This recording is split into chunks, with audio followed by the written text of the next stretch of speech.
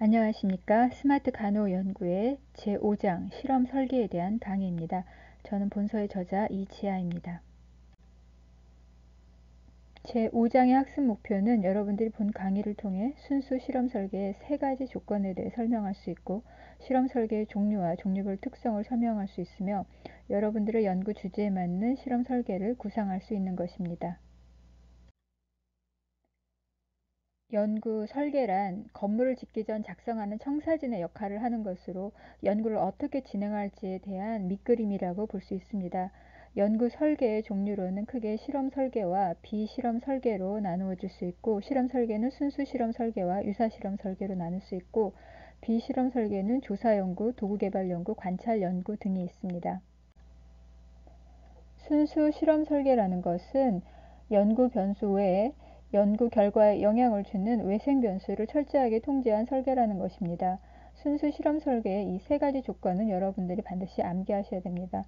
먼저 조작, 매니플레이션이라는 것은 실험을 했다, 처치를 했다, 트리트먼트를 했다라는 이제 그 조건이고, 무작위 배정이라는 것은 랜덤 어사이먼은 실험군과 대조군을 확률적으로 배정을 했다라는 것입니다. 통제라는 것은 독립변수에 의해서만 종속변수 결과가 나타나도록 가능한 많은 외생변수를 통제하였는지를 확인하는 것입니다. 예를 들면 이중맹거법이라고 해서 처치를 제공받는 사람과 처치를 제공하는 사람 모두가 누가 실험군이고 누가 대조군인지 모르게 하는 이제 그런 방법도 있습니다. 유사실험 설계라는 것은 이러한 두 번째와 세 번째 중에 하나가 철저하게 이루어지지 않은 경우, 즉 조건 통제가 느슨하고 외생 변수의 조절이 철저하지 않은 그런 실험 연구를 또 유사 실험 연구라고 합니다. 이것은 실험 설계의 종류에 대한 그림입니다. 주로 대상자를 실험군과 대조군에 무작위 배정하였는지 또 하지 못하였는지에 따라서 순수 실험 설계와 유사 실험 설계로 나눌 수 있습니다. 순수 실험 설계에서는 실험 처치 전에 사전 조사를 하여 실험 전과 후를 비교하는 경우에는 무작위 대조군 전후 설계라고 하고, 사후 조사만, 사전 조사는 불가능해서 사후 조사만 한 경우에는 무작위 대조군 사후 설계라고 할 수 있습니다. 유사실험 설계에서도 마찬가지로 사전 조사를 한 경우에는 사전 사후가 가능하기 때문에 비동등성 대조군 전후 설계라고 하고, 사전 조사가 불가능해서 사후 조사만 한 경우에는 비동등성 대조군 사후 설계로 나눌 수 있습니다. 순수 실험 설계의 대표적인 설계인 무작위 대조군 전후 설계입니다. 무작위 대조군 전후 설계는 대상자를 실험군 대조군으로 랜덤 어사이먼, 즉 무작위 배정, 이 R은 랜덤 어사이먼의 R입니다. 그래서 실험군과 대조군의 사전조사를 종속변수를 측정을 하고, 또 처치를 실험군에만 간 다음에 사후조사 종속변수 측정을 실험군 대조군 한 다음에 이 종속변수가 어떻게 변화되었는지 사전조사와 사후조사의 변화값을 실험군 대조군 간 비교를 함으로써 이 처치의 이 효과를 검증하는 이러한 설계입니다. 특히 이렇게 실험군과 대조군의 무작위 배정을 함으로써 선택 빗돌림이라고 하는 셀렉션 바이어스라는 게 있는데, 그 실험군과 대조군 배정 자체로 대상자 특성이 한쪽으로 쏠리는 것을 예방할 수 있다는 것입니다. 그래서 확률적으로 배정했기 때문에 시작점이 대상자가 실험군이나 대조군이나 특성이 비슷할 것이다라고 이렇게 볼 수 있겠죠. 반면에 실제 임상 현장에서 대상자를 무작위로 배정하는데 어려움이 있습니다. 어떤 환자는 실험을 하고 또 어떤 환자를 무작위로 대조해서 실험을 받지 않는, 그렇게 한다라는 게 어렵다라는 거죠. 그래서 그런 어려움이 있고, 또한 사전조사 자체가 만일 사후조사에 영향을 줄 수 있는 이제 그런 변수라면은 무작위 대조군 전후 설계가 힘들다라는 거죠. 예를 들면 지식 측정 같은 거, 그래서 사전조사 자체 지식을 물어봤기 때문에 그걸 기억하고 사후조사에도 영향을 받을 수도 있다라는 거죠. 그래서 무작위 대조군 전후 설계 같은 경우에는 생리적인 지표 같은 그 사전조사 자체가 사후조사에 영향을 주지 않는 변수에 적합하다라고 합니다. 이것은 솔로몬 4그룹 디자인입니다. 무작위 대조군 전후 설계와 또 사전조사를 하지 않은 무작위 대조군 사후 설계를 동시에 함께 보는 설계입니다. 그래서 처치만의 효과나 또 사전조사와 사전조사의 효과, 그리고 사전조사와 처치 간의 이러한 상호작용의 효과 모두를 측정할 수 있습니다. 마치 실험을 2번 시행한 것과 같으므로 신뢰성 높은 결과를 도출할 수 있습니다. 그래서 무작위 배정을 하였기 때문에 대상자의 선택 빗돌림 이것을 통제할 수 있고, 또 사전조사를 실시하지 않은 집단이 있어서 상황에 따른 이런 실험 진행 과정에 대한 반응 효과 여부를 파악할 수도 있습니다. 하지만 솔로몬 4 집단 이 설계는 2배 이상의 많은 표본수가 필요한 그런 단점이 있습니다.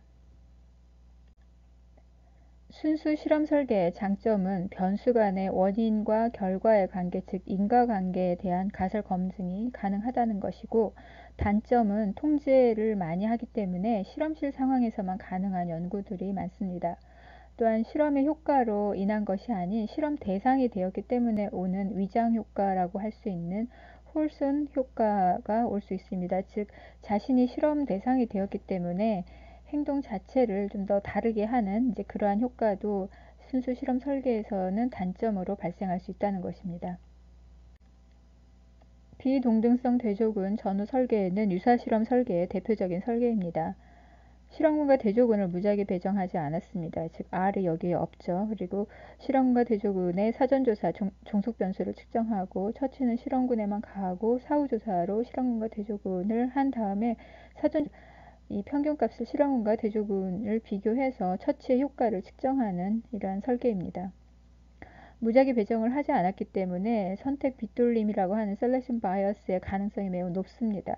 그래서 비동등성 대조군 전후 설계를 사용한 경우에는 반드시 실험 전에 이 사전조사 값, 즉 실험군과 대조군의 이 일반적 특성이나 또 종속 변수 측정한 이 값을 평균값에 유의한 차이가 있는지 사전조사 값들을 이제 비교하면서 두 군의 동질성 검정이라고 얘기합니다. 호모지니어리 테스트라는 두 군의 동질성 검정을 해서 시작점에서 실험군과 대조군의 차이가 있는지 이것을 확인하는 작업이 반드시 필요합니다. 비동등성 대조군 전후 시차 설계에는 그림과 같이 대조군에서 사전조사를 먼저 하고 사후조사까지 다 끝낸 다음에 실험군의 사전조사와 또 실험군의 처치를 행하고 사후조사를 해서 비교를 한다라는 것입니다. 이러한 전후 시차 설계를 사용하는 이유는 처치의 내용 자체가 만약에 정보, 인포메이션 같은 경우라면은 실험군에만 가해져 하는 처치가 대조군에게 확산될 가능성이 있다라는 것입니다. 만일 실험군과 대조군 동시에 진행해서 실험군에만 정보를 제공을 했는데 실험군과 대조군이 비슷한 질병을 가지고 있는 그런 사람들이라면은 서로 커뮤니케이션을 할 겁니다. 그래서 이러한 정보가 제 대조군에까지 이렇게 확산되어서 그 연구 결과가 변화될 수 있는 것을 방지하기 위해서 이러한 것을 대조군 먼저 하고 그 다음에 실험군을 해서 그 결과를 비교하는 이러한 전후 시차 설계를 사용해야 합니다. 유사실험 설계의 장점은 실용성과 실행 가능성이 있기 때문에 실제 간호 현장에서 많이 사용합니다. 하지만 단점으로는 순수 실험 설계만큼 통제, 컨트롤하지 않았기 때문에 이 결과에 대한 신뢰도가 순수 실험 설계에 비해서 많이 떨어진다라는 그런 단점이 있습니다. 논문에서의 실험 설계에 대한 기술의 예입니다. 이 그림을 보시면 이게 어떤 설계인지 알 수 있습니다.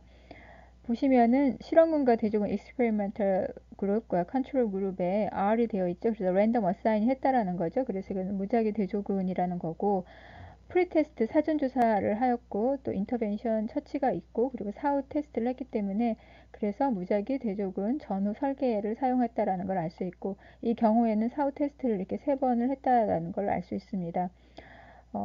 트리트먼트 같은 경우에는 실험군에는 이제 실험 처치 우리가 보고자 하는 밸런스 테이핑 요법을 했겠죠. 그리고 실제 그 사람을 대상으로 할 때는 컨트롤에 대조군에 아무것도 안 하는 게 아니라 대조군은 이제 통증 호소이기 때문에 기존에 대조군이 사용하는 이제 그런 처치가 들어간다. 이런 식으로 진행을 하는 것이 일반적입니다. 자기 주도 학습으로 여러분들의 주제에 대한 설계를 실험 설계 형식으로 해서 한번 작성해 보시기 바랍니다. 그래서 연구 설계 기술과 함께 그림으로 한번 그려보시기 바랍니다. 이상으로 제5장 실험 설계에 대한 강의들을 마치도록 하겠습니다. 감사합니다.